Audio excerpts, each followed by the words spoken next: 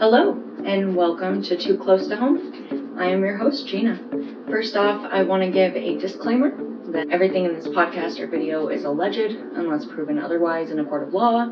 This is also just my personal opinion. I also want to give you guys a warning because this is a true crime channel, so we will be talking about murder. So today's story has a lot of life lessons in it that many of us should learn from. Also, my sister has never heard of the case before, and I want to make this video for her. So this story highlights something called coercive control, and coercive control is a technique used by people who are domestic violence abusers. When this behavior occurs, it can be a great predictor whether or not that intimate relationship will turn violent. And this is so important because 28 to 33% of men who kill their domestic partner have never showed a sign of any sort of physical aggression or violence before.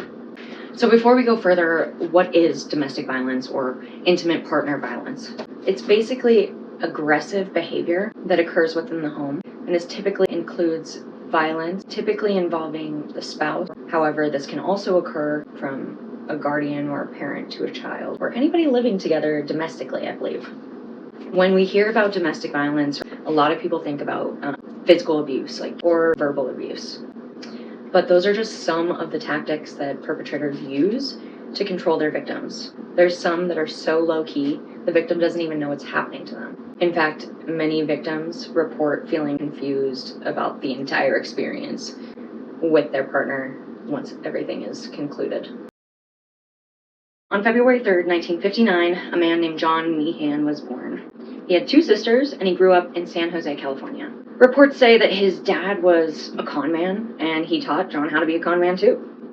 John was known for pulling insurance scams, like asking a friend to hit him with a car so he gets a broken arm and gets money for it from the insurance company, or filing false lawsuits. For example, one time he put glass in his food at a restaurant and then sued them. However, this didn't stop John from going to school. He decided to go to school for nursing, and then later he attended some classes for a law degree program. But he didn't lose his con man ways because to pay for this schooling, he sold drugs.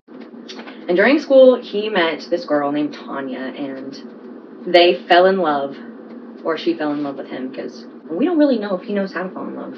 Psychopathy is a thing. Of course, she had no idea that he was selling drugs, and they eventually got married, had kids, and they were together for like 10 years. However, the marriage was falling apart, and Tanya ended up finding like a big box of drugs hidden in their closet or something like that. She was a nurse as well, and she was like, if any of this is in the house with no explanation, you and I can both lose our license. What are you doing? So shortly after they separated, John lost his license to practice nursing, and immediately he thought it was Tanya, and he blamed Tanya, and he started threatening her, and she was afraid that he was going to hurt the kids. They came up with an escape plan. It turned really, really bad, and they actually got so serious that her and the girls went into hiding at one point. However, John ended up going to jail, and while he was in jail, he put a hit out on the lead detective of his case, and she was terrified as well. There's a documentary on this, and she reported that she was terrified and that she had dreams about him coming into the house and attacking her and her family. It was really terrifying. She was very scared. In 2014, John was released from prison. It's my understanding that he had been out of jail for 2 or 3 days before he joined a dating site and met this woman named Debra. John's page portrayed him as a family man, a man who went to church, and was a doctor. Debra was a wealthy interior designer who had been married, I think, 5 times, including John Meehan. She was, I believe, in her 50s at the time that they met, and she felt that she had everything she needed in life except for a partner. So that's why she joined a dating site. And that's when she met and found John Meehan's page. And John Meehan's page was everything she was looking for. It portrayed him as a Christian, which was important to Debra. So they started talking, and they decided to go on a date. Their first date went really well. Debra claims that John was really into her. She said that he asked a lot of questions about her life, and John told Debra that he was a member of Doctors Without Borders and that he had gone to Iraq for a few years, and he was just coming back to the United States. She said he was really charming, and she actually invited him up to her apartment, but it was very short-lived. I think they kissed, And then he went like straight into the bedroom and laid down on her bed. And at first she didn't really know how to handle it. She was just like, come on to the other room. And he's like, no. Made up some excuse. Oh, this is the most comfortable bed I've ever slept in, or I've ever laid down in my life. Oh my gosh. And she was like, okay, for real, we need to like go into the other room. And he was like, no, let's lay. And she was like, you know what? You actually just need to leave altogether tonight. So at the end of the night, she was super bummed because she was like, it went so well. And then it turned into this weird thing. Unfortunately, John called her back the next day and said that he was really sorry. He gave her some excuse about his actions that night and asked her to give him a second chance. And she agreed. I didn't mention this before, but Debra had children from her marriages. And at this point in her life, she was extremely close to her two daughters named Jacqueline and Tara. And Jacqueline and Tara had witnessed their mom's experiences with men, and a lot of these men would come into Debra's life and take advantage of her financially. At one point, she was being violently abused by her partner. So they had really witnessed a lot of things go wrong in their mom's romantic relationships, and they were very protective over her. So they noticed all of John's red flags right off the bat. John and Debra's relationship was a complete whirlwind. It happened so fast. On the second or third date, John was telling her that he loved her and that she was his soulmate. And of course, he told her that his car had been stolen by somebody when he was in Iraq, and could he borrow one of hers? When she found out that his car had been stolen, she's like, oh my gosh, here's the keys to my Tesla. That's why her daughters were so protective of her, because she was so kind and generous and had a really hard time setting boundaries with people. So he was driving her car around, and he started sleeping over more and more often. And within 5 months of their relationship, he had already moved in with her. And so she hid it from her daughters. And Debra had to take a lot of road trips for work. She had to travel a lot. And John would always be like, oh, I'm worried about you traveling at night. I'll just go with you so that I can drive you and you'll be safe. She said that she always thought it was because he was just like being protective of her. But looking back at the situation, she now believes that he was just trying to control her and to make sure that she wasn't going anywhere that he didn't know about. One time, Debra had a work assignment in Las Vegas. And this is another time that John expressed his protective nature and said, oh, I'll drive at night so you don't have to drive in the dark. And she agreed, and they went to Las Vegas, and John begged her to get married. And she did. And she still didn't tell her daughters. She kept it a complete secret, but it didn't matter. They were already highly suspicious. They were wondering why he was driving his car, especially if he was such a wealthy doctor. Why couldn't he just buy another one, finance another one? They wondered where his house was and why they were always staying at her house. They wondered where his kids were. And especially, they were very concerned at how fast the relationship was developing between John and their mom. The girls voiced their concerns to their mom, and John gave her a hard time about it. He continued the argument. And so Debra and her daughters actually went to therapy to try to work on their relationship. And unfortunately, I don't know why or what happened, but the therapist basically sided with John and was like, yeah, your daughters can't tell you what to do, and your daughters can't control your love life. Probably because John was so charming, and I believe, again, I'm not a professional, I believe he was a psychopath, and psychopaths have a very, very keen ability to make other people like them and to charm them. And they have like different techniques. Some of them don't even know that they're doing. They do things like mirror your motor activities, or pretend they're interested in things that you're interested in. So I don't know what happened there, but I think the therapist was wrong. Debra ended up like buying another house for John and her to live in, away from the girls. And one day when they were living there, they like went for a walk or something and came back, and she checked the mail, and she found a letter addressed to John from prison. And she was like, what the hell? So she started to open it, and John ran at her, freaked out, ripped it out of her hands, told her, it's a felony to open up someone's mail. You just committed a crime. And she was like, why are you getting letters from prison? And he claimed that he was doing like volunteer work. At this point, Debra was recognizing the red flags, but she was also denying them because she was in love, She says, beside all of the bad things that John was doing and that I'm reporting on, he was also like the best love of her life. He took care of her. He carried her purses. He washed her cars. He made her favorite smoothie every morning. Like, he was just really, really a great partner. Of course, he was trying to control her. And one night, John went and like took a shower or something, and Debra got a hold of his phone, and she looked through it. I don't know how she got the password, but she looked through it and found that he had been talking to multiple women.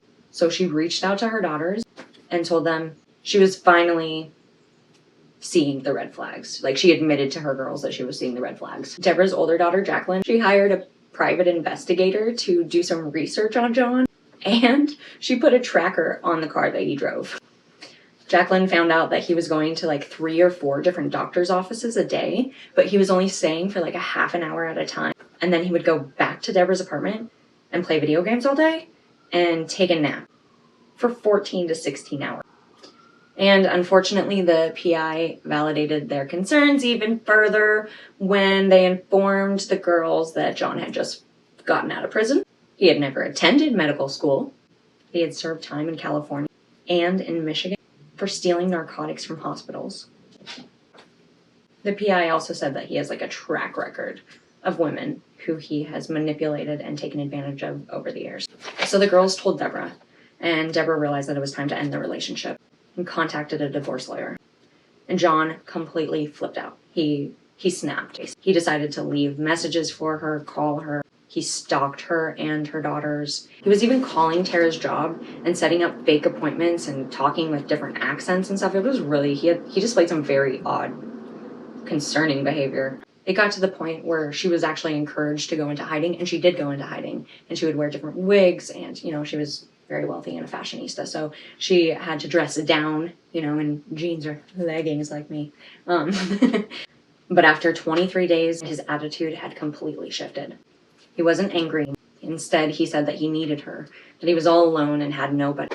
And he claimed that he was being framed and that there was other John Meehans who had committed the crimes that the private investigator had found out about. And she went back. Before you judge Debra, this is common in a domestic violence relationship. Statistically, I believe a person leaves and comes back around 6 to 8 times before actually ending the relationship. Obviously, she didn't tell her daughters that she went back to him, but her daughters claim that they knew like immediately when she started seeing him because she changed her behavior. And it didn't take long for the relationship to crumble once again. And this time, during an argument, John had threatened to throw Debra's daughters out into the sea, basically saying he was going to kill them. And she was like, yeah, I gotta go. And at this point, she had been around so many experts that she knew she was in a domestic violence relationship. And she was well aware of the fact that leaving is the most dangerous time. And for anyone listening that doesn't know that, it is the most dangerous time of the entire relationship. That's when the most deaths occur. So if you are in a domestic violence relationship and you need to get out, don't tell the perpetrator. Don't let them know what you're doing. Just go. Just go. Find resources, talk to people, make an escape plan, and go. So Debra took measures to make sure she had a solid escape plan. She started putting away cash, and she even bought a house in Nevada when at the time they were living in California. But unfortunately, John found out her plan before she could actually execute it. He was furious and almost physically attacked her. Debra then called her girls. Her and her oldest daughter collected the valuables out of the Nevada house and swiftly drove to California. I don't think I mentioned this before, but the new house in Nevada is where John was staying because Debra was trying to create space. So instead of buying a house in California near her other house, she decided to buy a house in Nevada. And she could say she had to go. Like, she needed John at the new house for renovations and stuff like that. So he couldn't go on all these business trips with her. So she was being strategic about what she was doing. She was being smart. And soon, Debra and both of her girls noticed that John was stalking them at their workplace and at their houses. One night, Jacqueline saw him outside of her apartment complex, and obviously he was in a rented vehicle, and she was like, something bad is gonna happen. Like, why would he be all the way out here renting a car unless something was gonna go down? Like, stalking us unless something was gonna go down. So she called her mom and her sister and was like, please be aware, he's definitely here, and we just need to be really hyper aware. And during this time, at one point, he found Debra's car. I think it was at her worksite, but I'm not sure. He had a set of keys to it, and he broke into it. I don't know if you can break into it when you have a set of keys. He broke into the car and set it on fire. The Newell family was like, okay, thank gosh, like, he's definitely going to prison for this, or jail for this, and we don't have to worry about him anymore. But he didn't. He did not. Can you believe that? On August 20th, 2016, Tara pulled into her Newport Beach apartment complex parking lot after working a long day. She said she noticed a man standing outside of his car, like near his trunk, but she didn't think anything of it. She was just like, oh yeah, there's a guy. Tara worked at a dog grooming facility, so she was able to bring her dog with her, And this day, she had her miniature Aussie with her, named Cash. Tara gets out of the car. She goes around, she opens the back door, she lets her dog out, and all of a sudden, somebody grabs her by the waist, looked her dead in the eye, and said, "Do you remember me?" And she was like, "Yes." And John starts punching her and trying to push her towards his car, like towards his trunk. And she starts fighting back. And then she said that he was doing this motion and he had a paper bag over his hand. And later she came to realize that he was trying to stab her. She fell down on the ground, like on her back, and John got on top of her and he was like, "Blah!" And he was trying to stab. And she was doing like pedal kicks to get him off and fighting back. And Cash, her dog, was biting his ankles at the same time, and this forced him to drop the knife. And apparently it landed in an ice pick position next to Tara, which I don't know. I think it's just the way the knife fell, and it made it very easy for her to grab with the blade in the direction that she could stab John with. So she gets this knife, and she just starts stabbing him in the back. And she stabs him like 8 times, and he's not falling over. All of a sudden, Tara's favorite TV show in the whole world, The Walking Dead, flashes through her mind. And she's like, what do they do to kill the zombies? Oh yeah, stab them in the eye to the brain. And that's what she did to John Meehan. Neighbors were witnessing the event and had called 911. And in the end, Tara had stabbed John Meehan 13 times. John was brought to the hospital. He did survive the event, but he was put on life support. And because Debra was his wife, they asked her if she wanted to pull the plug or if she wanted to keep him alive. And she actually said that she didn't want the responsibility, and she just walked away and said, "Don't ask me." They had to call, I think they called Tanya, his first wife, or they may have called his sister, and they had no problem pulling the plug. And because they knew he was such a bad man and that he was going to hurt more people if he was alive. Like, Tara probably saved somebody else's life by killing John. Debra and her girls are obviously extremely traumatized by this. Tara specifically has gone through a lot of trauma, but they have survived and they've worked through it. And Tara has like a mental health blog, and she is a mental health supporter, and she goes out and does lectures and talks. She's really a mental health advocate. She's making a huge impact. My heart goes out to Debra and Tara and Jacqueline. If you ever hear this, I commend your strength and your perseverance and your love for each other. Sending you my love, and whatever we can do to support you, please let us know. So as we mentioned, this case highlights something called coercive control, and I just want to tell you guys a little bit about it real quick. The term coercive control was coined in 1957 by a sociologist named Albert Binderman. And Binderman created a chart or a table to illustrate the methods of torture that were being used on Americans during the Korean War. These methods were used to psychologically break an individual.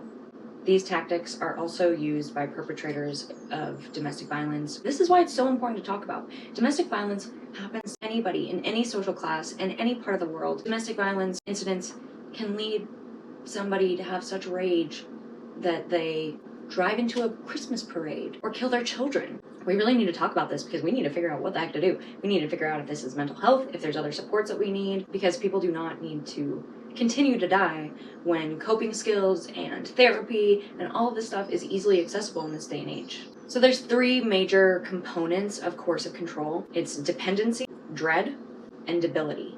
Some of these methods include isolating a person from their friends and family or any support system that they have. Monopolization of perception, so thinking that there is only one correct answer, and oftentimes the perpetrator is the only one with the correct answer. Induce exhaustion, so that they can never get like a full night's rest. Threatening a person. Another technique is enforcing trivial demands. So let's say 2 people are on a couch and somebody says, "Get up and get me water." And the person's like, "Why? Like, you get up and get yourself water." And they'll be like, "No, you do it." And so that's an example. There's also degrading somebody, telling them that they're not worth anything, that they're fat, that they're ugly, that nobody else would want them.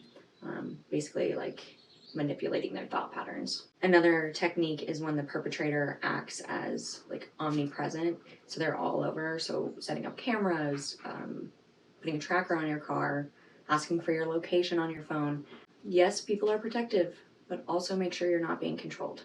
Today, domestic violence specialists also recognize a few more techniques that come into play, and that includes property damage, guilting their partner into doing things that the partner doesn't actually want to do, like out on Sunday because this bar is having a special, but you know that the other person works really, really early and has to wake up at 5 a.m. on Monday. Limits access to finances.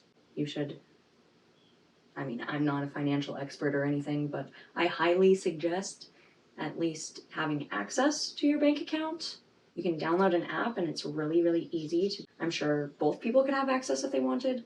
So there's also, of course, verbally threatening your partner, even threatening violence against pets. Or there's some cases where the perpetrator will custody battle or something. Oh, you're a bad mom and I'm going to catch you doing a bad thing and then you're going to go to jail and you're going to lose the kids anyway, blah, blah, blah.